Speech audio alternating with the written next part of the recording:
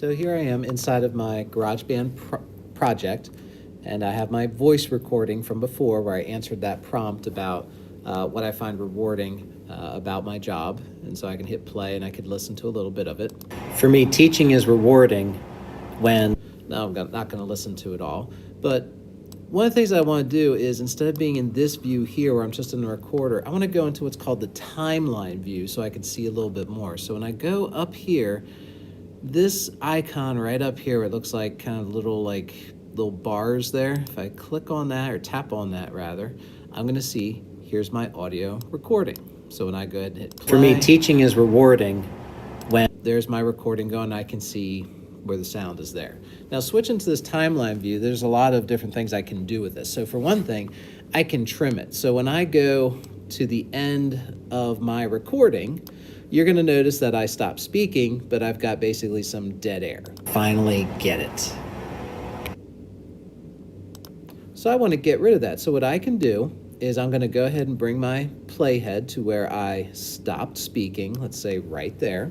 And what I'm going to do is I'm going to tap on my track so that it's selected.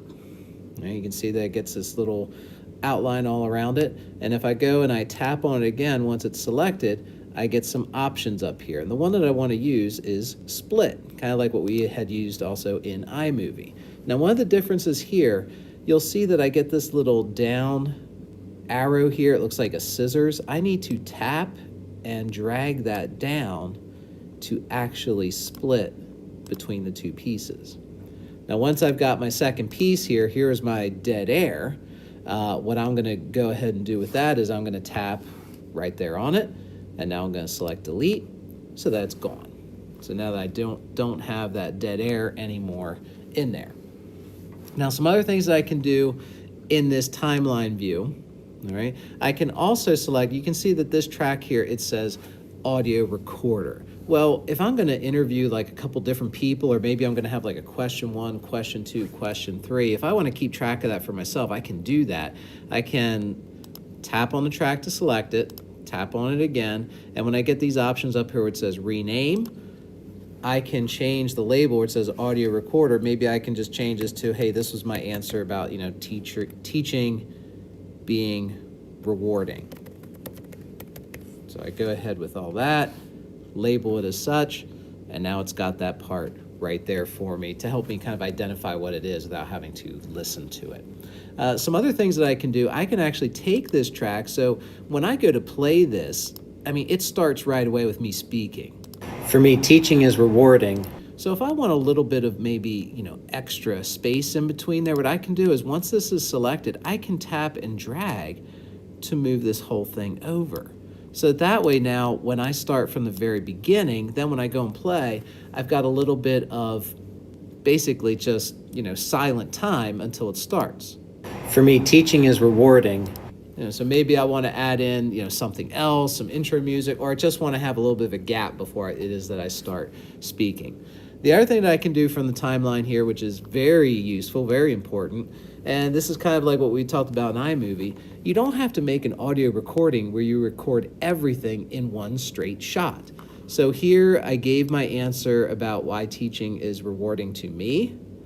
I'm going to go a little bit after that.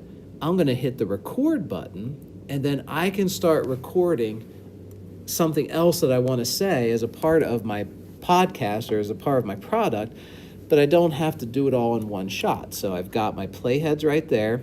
I'm going to go ahead and tap on the record button. My metronome sounds off. And now here I am recording for my second part. Here's my second answer. I hit stop. If I want to see it all together, I'll go back to this tool right here to the timeline view.